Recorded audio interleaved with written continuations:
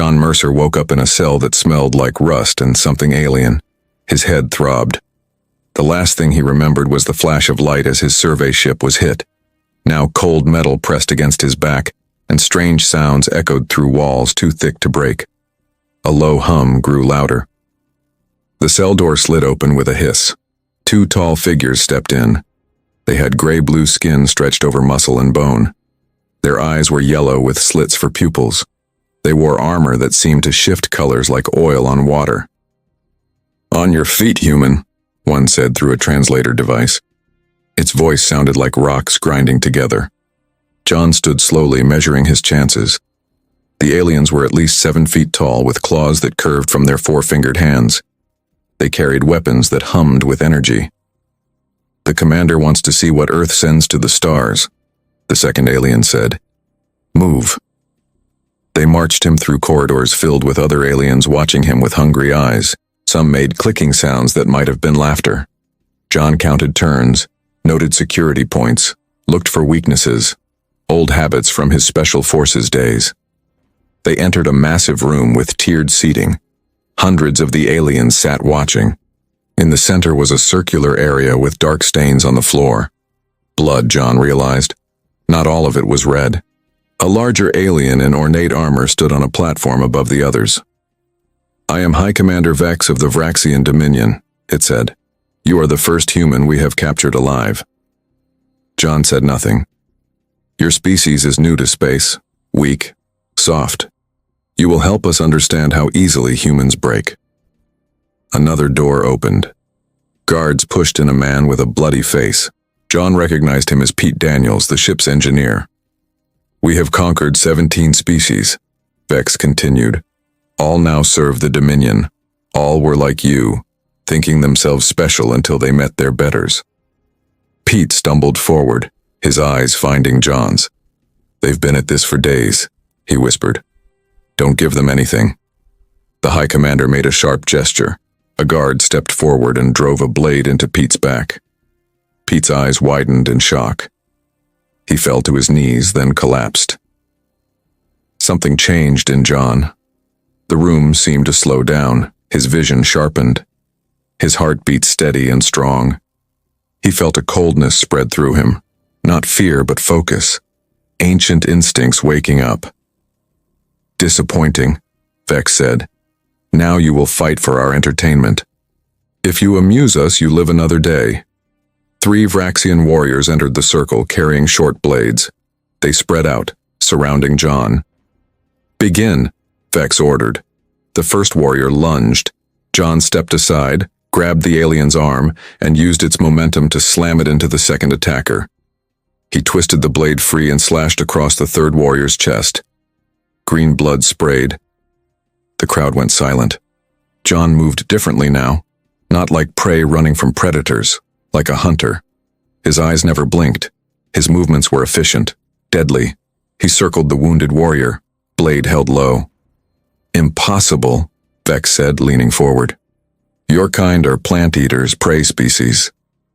John smiled. It wasn't a friendly expression. "You should have done better research." He attacked with sudden speed, taking down the second warrior with a strike to its throat. The third backed away, fear in its yellow eyes. The High Commander stood now, watching intently as John cornered the last warrior. Something in the alien's posture showed confusion, alarm. "What are you?" Vex asked. John drove the blade home and turned to face the commander, covered in green blood. "We're what hunted the hunters," John said. "And you just woke us up." The emergency alarm blared through Earth's Defense Command headquarters. Admiral Kate Harlow strode into the Situation Room, her face grim. Screens around the room showed the same thing, the destroyed survey ship and the Vraxian vessel that had attacked it. "Status report," she demanded. 17 crew dead, 2 captured, said General Wright. "One of them is John Mercer." Kate's jaw tightened. "Show me the transmission again." The main screen flickered to life. The footage was grainy, captured from a distance by an automated probe. It showed John standing in what looked like an arena, covered in alien blood, surrounded by dead Vraxians. "He's alive," someone whispered. For now, Kate said. She turned to face the room full of military leaders. Ladies and gentlemen, as of this moment, I am implementing Protocol Fenris. The room went silent. Protocol Fenris was the classified contingency plan for hostile first contact. Many had hoped it would never be needed. The Vraxians have made their intentions clear, Kate continued. They see us as prey. We're going to show them how wrong they are. 12 hours later, Commander Alan Pierce stood in the hangar bay of the stealth vessel Nightshade. His team of 6 elite operators checked their gear one last time. The ship was unlike any other in Earth's fleet, matte black, with angles designed to deflect sensors and engines that ran silent. This is a rescue mission with a secondary objective of intelligence gathering, Alan told his team. The Vraxians don't know we're coming, let's keep it that way. The ship's science officer, Dr. Lena Walsh, approached with a case. These are ready, she said, opening it to reveal 6 injectors. What exactly am I putting in my people? Alan asked. Predator tech, Lena explained. Biomimetic enhancements based on Earth's apex hunters, enhanced night vision from owls, scent detection from wolves, pressure sensors like sharks have. It's experimental, but it works. Alan nodded. Do it. Each team member received an injection. Alan felt the change immediately. His senses sharpened, his muscles felt more responsive, and a strange calm settled over him. The Nightshade launched silently, slipping past Earth's defense grid and into the void. The journey to Vraxian space took 3 days. They traveled dark, using minimal power like a shark gliding through deep water. Approaching target, the pilot announced. Vraxian station dead ahead. Through the view screen, Alan saw a massive structure orbiting a red gas giant. It bristled with weapons and docking bays, but what caught his attention was the fleet gathering around it. Hundreds of warships. That's not a border outpost, Alan said. That's an invasion force. They docked with the station using a captured Vraxian access code. Alan led his team through dark maintenance tunnels, moving like ghosts. Their enhanced senses allowed them to detect Vraxian patrols before being spotted. They found the prison block and disabled the guards with silent efficiency. Alan opened the cell door to find John Mercer sitting calmly in the center of the room. Took you long enough, John said. Rescue team, Alan replied. Commander Pierce, we need to move. John stood. There's something you need to see first. He led them to a data terminal and accessed it with codes he'd memorized. The screen filled with battle plans, detailed invasion routes to Earth. They're coming, John said. 3 days from now. This is just the first wave. Alan's team exchanged looks. Their mission had just changed. We need to get this intel back to Earth, Alan said. Then we can... No, John interrupted. Someone needs to stay behind. Slow them down. Give Earth a fighting chance. Alan studied John's face and saw the same predatory focus he felt in himself. Nightshade goes back with the data, Alan decided. You and I stay here. John smiled, and there was nothing human in it. Time to hunt. John and Alan moved through the Vraxian command station like shadows. They wore stolen armor that pinched in strange places. The predator tech in their blood made their eyes shine in the dark corners of the massive ship. The Vraxians rule through fear, John whispered as they passed a group of smaller aliens scrubbing floors. These are slaves from conquered worlds. Alan nodded. And they all hate their masters. They reached a maintenance shaft that led to the central command systems. John had memorized the layout during his captivity. He pointed to a junction box. Plant the disruptor there. It will look like a power failure. Alan placed the small device and activated it. Lights flickered across the sector.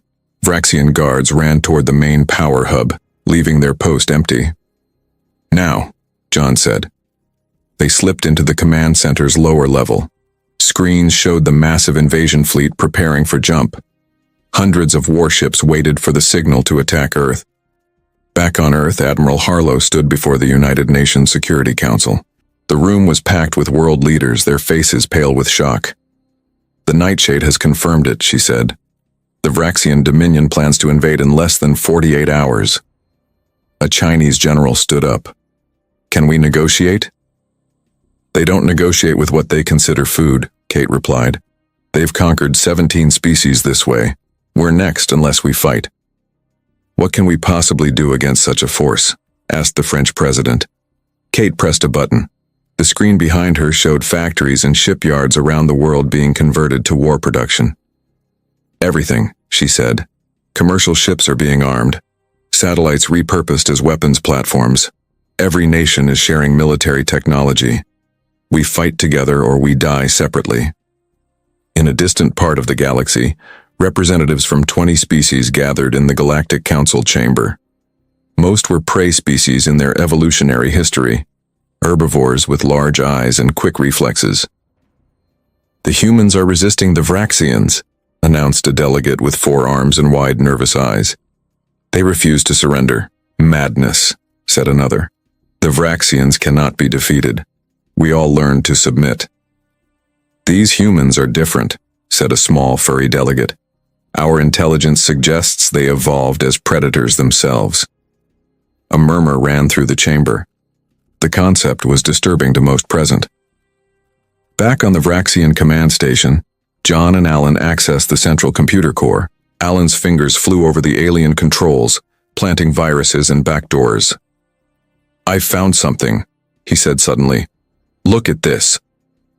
John leaned in. The screen showed biological data on Vraxians. They evolved from ambush predators, Alan explained. Their brains have an oversized fear response to certain hunting patterns, specifically, persistence hunting. John smiled, like humans used to do. Chase prey until it collapses from exhaustion. Exactly. Their entire nervous system goes haywire when faced with a predator that never stops coming. John's eyes gleamed. So we don't need to outfight them. We just need to keep coming, Alan finished. No matter what they do, what? They planted the final virus and headed for the fleet's fuel processing center. As they moved, John activated his stolen communicator. This is John Mercer broadcasting on all frequencies, he said. To all enslaved species on this station, your chance for freedom begins now. Alarms blared throughout the station. Vraxian commanders rushed to their ships as systems failed across the fleet. Slave species looked up, hearing John's message repeat in their languages. In the fuel center, John and Alan set the final charges. This will cripple half their fleet, Alan said. A squad of Vraxian elite guards burst through the door, weapons raised. Behind them stood the High Commander Vex, his yellow eyes fixed on John. I should have killed you in the arena, Vex snarled. John's finger hovered over the detonator. You should have run when you had the chance. John pressed the detonator. The explosion rocked the station, throwing Vex and his guards off balance. Alarms screamed through the corridors. Red emergency lights cast everything in blood-colored shadows. Run, John told Alan. They sprinted down a side passage as the fuel center erupted in flames behind them. Vex roared orders to his guards. Find them. Kill them. John and Alan moved through the chaos of the station. All around them, enslaved aliens were rising up, attacking their Vraxian masters. The virus they planted had disabled security doors and weapon systems. We need to reach the communication hub, Alan said. If we can broadcast the Vraxian weakness to Earth, they'll have a fighting chance. They ducked into a maintenance shaft as a squad of guards ran past. The predator tech in their blood made them faster, sharper. They could smell the fear spreading through the station. The Vraxians rule through fear, John said as they crawled through the narrow space. But they've never faced an enemy that doesn't fear them back. On Earth, humanity prepared for war. Factories that once made cars now built weapons. Farmers became soldiers. Children were evacuated to underground shelters. Admiral Harlow stood in the Global Command Center, watching as defense satellites moved into position around Earth. The first wave of Vraxian ships will arrive in 12 hours, an officer reported. What's the status of Operation Fenris? Kate asked. All civilian ships have been armed. Military vessels are in position. The lunar base has been converted to a forward command post. Kate nodded. And the special weapons? Ready, Admiral. Though we don't know if they'll work. They'll work, Kate said. Because they have to. In the Galactic Council chamber, the representatives watched footage from the Vraxian command station. They saw humans fighting alongside other species, leading the rebellion. Impossible, whispered a delegate. No one fights the Vraxians and lives. These humans, said another. They do not act like prey. A tall, thin alien with 6 eyes stepped forward. My species was the third to fall to the Dominion.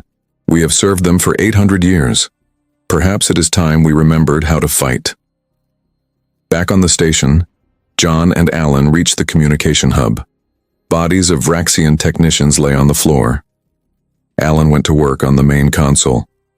I'm in, he said, broadcasting now. John stood guard at the door. Make it fast, they're coming. Alan sent the data about Vraxian biology and fear responses to Earth.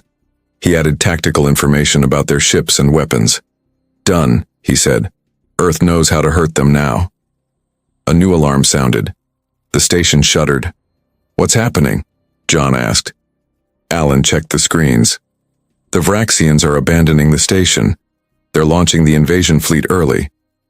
Through the viewport, they watched as hundreds of warships detached from the station and formed up. We've hurt them, but not enough, John said. They're still going to attack Earth. Alan's face hardened. Then we need to get on one of those ships. They fought their way to a hangar bay where smaller vessels were still docked. Freed slaves joined them. Aliens of different species united against their oppressors. We'll take that one, John said, pointing to a sleek scout ship. As they prepared to board, a voice spoke from behind them.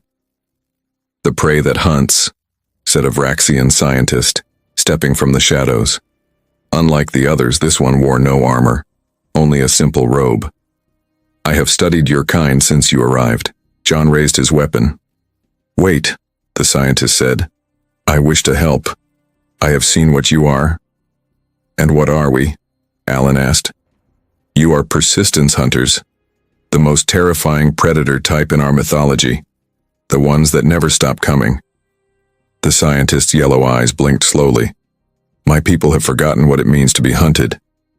Why would you help us? John demanded. Because the Dominion must change or die, and I prefer change. The scientist handed them a data crystal. This contains command codes for the flagship. You can use them to sow confusion in the fleet. Alarms blared again. The station began to break apart as systems failed catastrophically.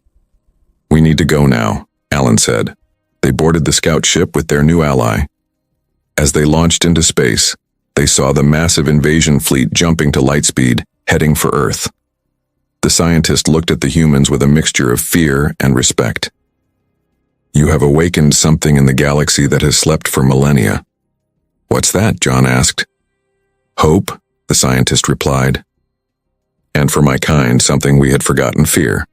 Earth's defense fleet waited in the shadow of the moon. 500 ships from massive carriers to small fast fighters. They were outnumbered 10-1 by the approaching Vraxian armada. Admiral Harlow stood on the bridge of the flagship Guardian, watching the tactical display. The first Vraxian ships would arrive in minutes. All ships report ready, Admiral, her second-in-command said. Activate Operation Ghost Pack, Kate ordered. Across the fleet, special devices powered up. They were based on the data John and Alan had sent, technology designed to exploit Vraxian fear responses. The first Vraxian warships appeared at the edge of the solar system. Massive and sleek, they moved in perfect formation. Earth's smaller fleet should have been easy prey, but the humans didn't fight like prey. Execute Pattern Alpha, Kate commanded. Earth ships split into small groups. They didn't form a defensive line. Instead, they attacked from multiple directions, striking fast and withdrawing before the Vraxians could respond. They're confused, an officer reported. Their formation is breaking. Kate nodded. Just as John predicted, they expect us to bunch up like scared animals. Inside the Vraxian fleet, John, Alan, and the scientist they now knew as Vexnar piloted their stolen scout ship. Using the command codes, they transmitted false orders to different parts of the fleet. Turn Ship Group 7 against Ship Group 3, John told Vexnar. The scientist's fingers moved across the controls. Done. But they will discover the deception soon. We don't need long, Alan said. Just enough chaos to give Earth a fighting chance. On the Vraxian command ship, High Commander Vex raged at his officers. How are they doing this? They are just humans. Their attack patterns make no sense, a tactical officer replied. They strike and vanish, our sensors can't lock on. And now our own ships are firing on each other, another reported. Vex slammed his fist on the command console. Find the source of these false orders. Back on Earth, millions watched the battle through live feeds. They saw their ships darting between the massive Vraxian vessels, striking with precision and speed. In underground bunkers, children cheered as Vraxian ships exploded. In command centers, military leaders nodded in grim satisfaction.